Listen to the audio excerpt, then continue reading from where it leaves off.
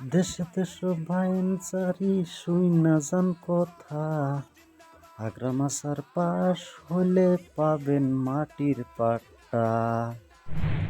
তোমরা ভুক্ত সবাই এবার হারগামাছারকে, সরকার গঠন হইলে পাবেন মাটির পাট্টারে।